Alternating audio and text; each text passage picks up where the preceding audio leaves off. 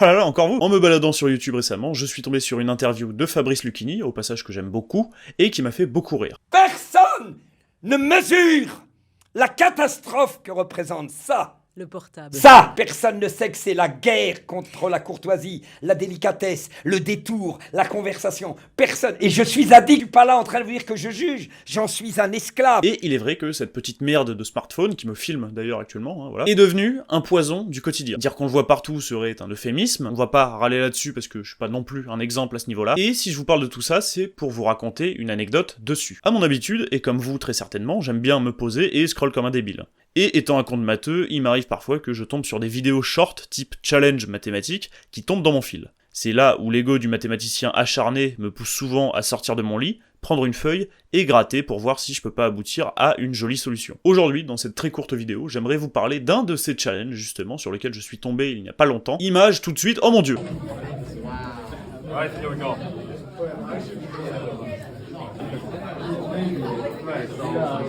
Alors certains d'entre vous, je pense, l'ont reconnu. Black Pen Red Pen, célèbre youtubeur mathématique anglophone. D'ailleurs, en guise d'anecdote, c'est lui qui m'a fait découvrir l'intégration par partie tabulaire. Et donc, il avait organisé, il y a quelques mois, un concours qui avait pour vocation d'être un petit peu comme le MIT Integration Bee, mais quand même relativement plus accessible. Pour ceux qui n'ont pas le plaisir de connaître, sachez que c'est un concours de malade mental qui a lieu depuis plus de 40 ans, déjà, dans lequel vous faites littéralement un duel d'intégrale au tableau. Voilà, les cow-boys n'ont qu'à bien se tenir, et celui qui trouve la valeur exacte est qualifié pour le round suivant, etc., jusqu'à la finale. C'est un exercice qui est très exigeant, il faut une grande vivacité d'esprit, et à moins de faire des intégrales 4 heures par jour depuis votre naissance, n'espérez pas le gagner. Comme je l'ai dit, le concours qui a été proposé par Black Pen Red Pen, il était quand même bien plus accessible, et l'intégrale que je vous ai montrée, et qui a été proposée en finale, est selon moi celle qui avait le plus de charme. Et vous allez bien entendu voir pourquoi tout de suite. Déjà, si je vous l'affiche en premier lieu, là, à côté de moi, vous êtes en droit de crier, vous êtes en droit de paniquer. C'est pas banal de se retrouver dans une intégrale avec une fonction trigonométrique réciproque telle que l'arc-cosinus. Et d'ailleurs, toute fonction trigonométrique réciproque, après tout, hein, c'est une galère à chaque fois. C'est des fonctions assez boudées de pas mal de gens, alors à tort ou à raison, je sais pas, peut-être qu'il faudrait les aborder d'une différente manière. Pour autant, il ne faut pas être angoissé, et je vous encourage d'ailleurs à prendre 2 minutes de votre temps pour essayer de la chercher, c'est assez intéressant comme exercice, c'est assez court. Si vous faites des maths dans le supérieur, ça peut être un joli challenge. De toute façon, qu'avez-vous de mieux à faire de votre journée, hein, je sais que vous procrastinez actuellement, et vous allez constater que des jolis mécanismes entrent en jeu dans la résolution de cette intégrale. Raison de plus de regarder la vidéo jusqu'au bout. Bon, alors maintenant que les gens sont partis en croisade pour terrasser ce monstre, il est temps de parler méthode. Alors évidemment, hors de question de trouver une primitive ici, hein. C'est certainement pas une fonction qui admet une primitive usuelle,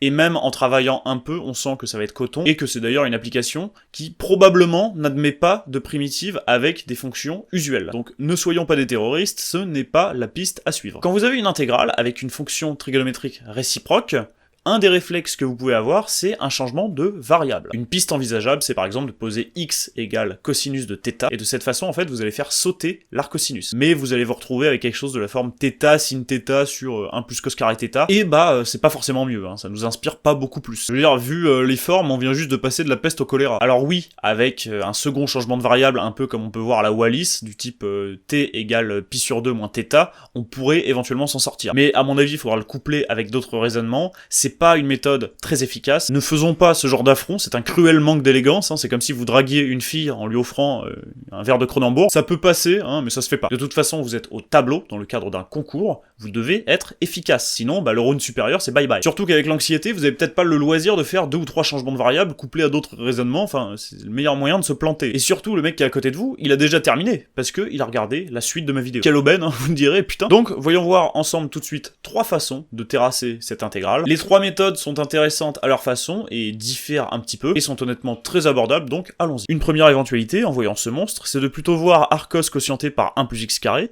comme étant arcos fois 1 sur 1 plus x carré.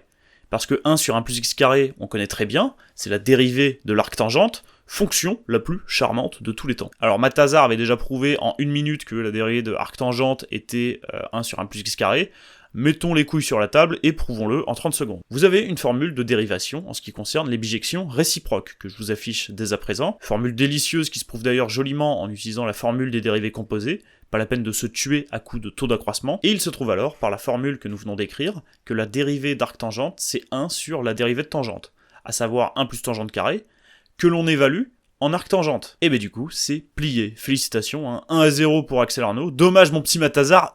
Bref, du coup, on connaît une primitive de 1 sur 1 plus x carré, c'est l'arc tangente, et on sait dériver Arcos. Donc on peut faire une belle intégration par partie. Attendez, quoi? Vous savez pas dériver Arcos? Non mais vous êtes tout le cul, quoi. Même modèle que tout à l'heure, c'est la dérivée d'une fonction réciproque. C'est alors 1 sur la dérivée de cos, donc moins sin, que l'on évalue en Arcos de x. Alors la dérivée semble immonde à première vue.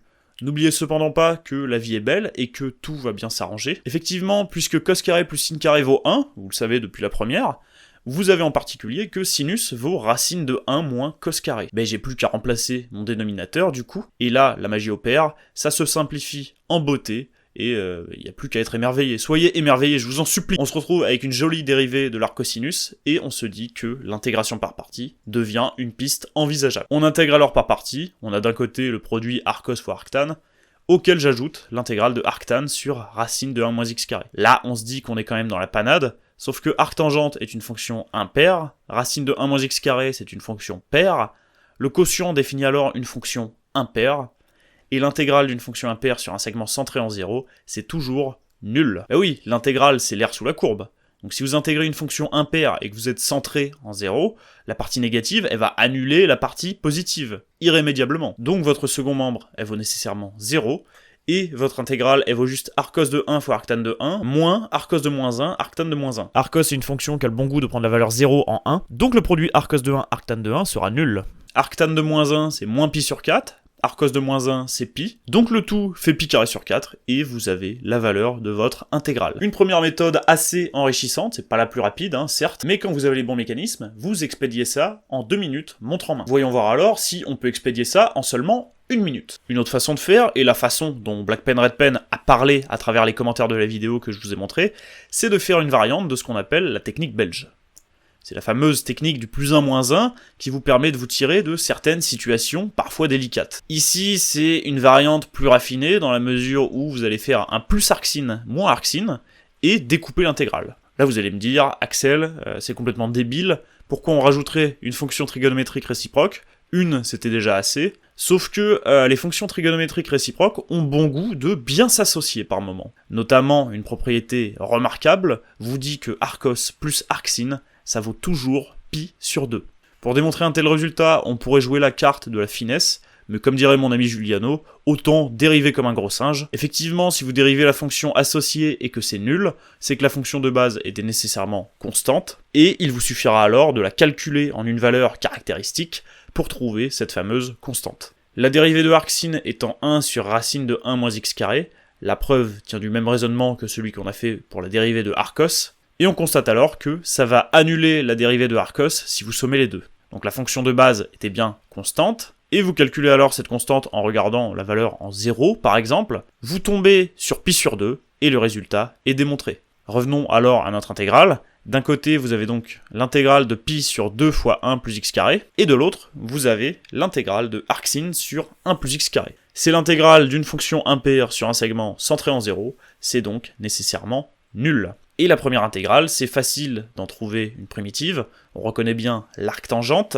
et on tombe encore une fois sur pi carré sur 4 en guise de résultat. Ok, alors la méthode était un petit peu plus astucieuse là, mais sincèrement, quel charme, quel charme. Ces petites manipulations sur les fonctions trigo réciproques, elles font sincèrement du bien. Et encore une fois, l'intégrale d'une fonction impaire sur un segment centré en 0, ça fait le taf. Néanmoins, en sortant l'artillerie très très lourde, je maintiens qu'on peut être encore plus rapide. Mesdames et messieurs, la propriété du roi va encore une fois nous sauver, et ça fait plaisir de la revoir, ça fait longtemps qu'on l'avait pas vue. C'est parti. Je rappelle rapidement la propriété du roi, propriété qu'on a vue dans une vidéo qui vous avait bien plu, je vous conseille de la regarder si vous ne l'avez jamais vue, et qui dépanne pas mal, même dans des situations banales du quotidien. Si jamais on vous agresse dans la rue et qu'on vous demande un résultat sur les intégrales de Wallis, la propriété du roi vous sauve par exemple. Ici, elle est très appropriée dans la mesure où, appliquée à notre intégrale, elle va faire apparaître un arcos de moins x. Et une autre propriété formidable, c'est que arcos de x plus arcos de moins x, ça vaut toujours pi. Quel que soit x entre moins 1 et 1. Encore une fois, pour la montrer, c'est de la dérivation de gros singe, salut Giuliano. On ne va pas s'attarder dessus trop longtemps, c'est du même acabit que la formule arcos plus arcsin, formule qu'on a vue précédemment. Et donc, on obtient que 2 fois notre intégrale vaut pi sur 1 plus x carré. Encore une fois, on reconnaît une primitive de cette saloperie. On peut alors la calculer tranquillement. On n'oublie surtout pas de rediviser par 2, et le tour est joué. encore une fois, on obtient que l'intégrale vaut pi carré sur 4. Une intégrale très sympathique, voilà, comme promis, 3 chemins pour l'aborder. Tous sont très charmants à leur manière et issus de techniques assez classiques, en tout cas si vous préparez des concours d'intégrale, qui constituent quand même une très petite minorité de la population. Mais voilà, les propriétés qu'on a citées, c'est des propriétés classiques qu'on se doit de connaître si vous faites un concours d'intégrale. C'en est tout pour moi, j'espère que cette courte vidéo vous aura plu, hein, comme d'habitude. Je vous fais des bisous, je vous aime fort, et à bientôt pour une prochaine vidéo. Salut!